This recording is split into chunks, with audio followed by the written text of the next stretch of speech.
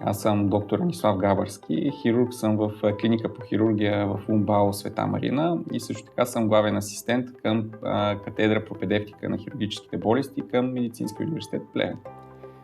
Аз самия съм бил студент на Медицинския университет Плевен. Тази специалност я избрах още през студентските си години, може би още втори курс, когато за първи път излезнахме така от университетската среда и влезнахме в клиниката. Тази специалност, практичността, близостта с пациента така ме грабна още от самото начало. Така не е тайна, че повечето хирурзи, като нас, започваме нашето професионално развитие още в университета, с това да ходим по дежурства, да участваме или да гледаме операции.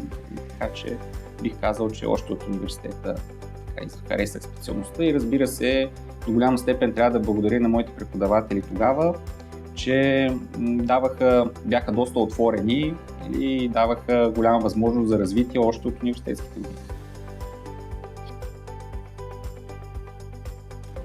Перфектната операция не свършва с техническото изпълнение. Тя включва правилната преценка, добрата подготовка както на пациента, така и на екипа за осъществяването на една минимална травма и постигането на едни добри функционални и онкологични резултати. Според мен, перфектната операция е тази, при която пациентът се възстановява бързо, без усложнения, знае какво му е направено и процедурата е обяснена на разбираем за него език и в края на деня не е загубил доверието в своя лекар.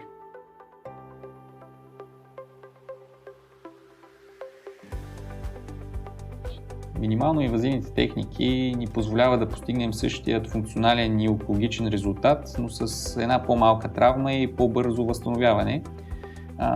Как това променя нашата работа? Според мен е с това, че е необходимо по-доброто планиране и по-голямата подготовка за операцията.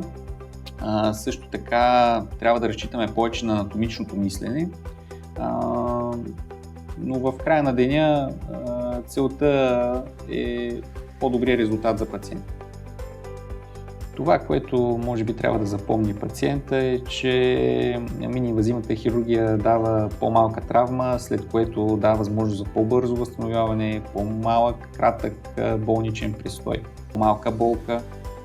В днешно време пациентите в действителност имат голям достъп до информация, но това не означава, че са информирани.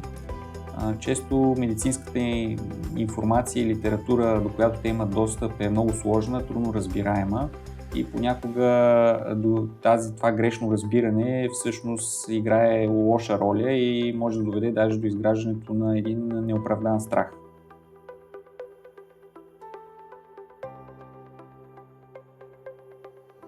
Пациентът трябва да знае и да е спокоен, че на всяка стъпка седи взето добре обмислено решение от цял екип. Доверието започва още първите минути, когато пациентът влезе в кабинета, когато той трябва да бъде изслушан и разбран. След като му бъде разяснено неговото състояние, се старая да вземем правилните решения заедно.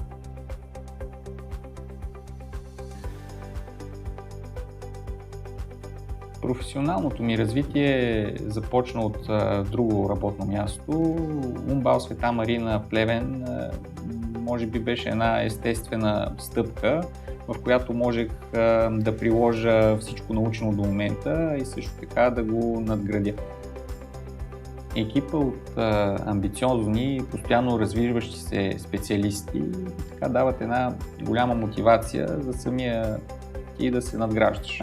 Що се касае за Плевен, не веднъж е споменавано, че се е превърнал в медицински клъстър и да постигнеш добри резултати за пациента рамо до рамо с колеги и мултидисциплинарен екип, изграден от специалисти, утвърдени в твоята специалност, е голямо удоволствие.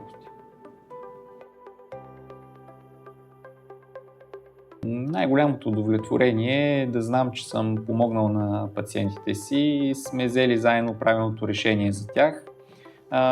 В края на работния ден това може да бъде благодарственият поглед на пациента или техните близки,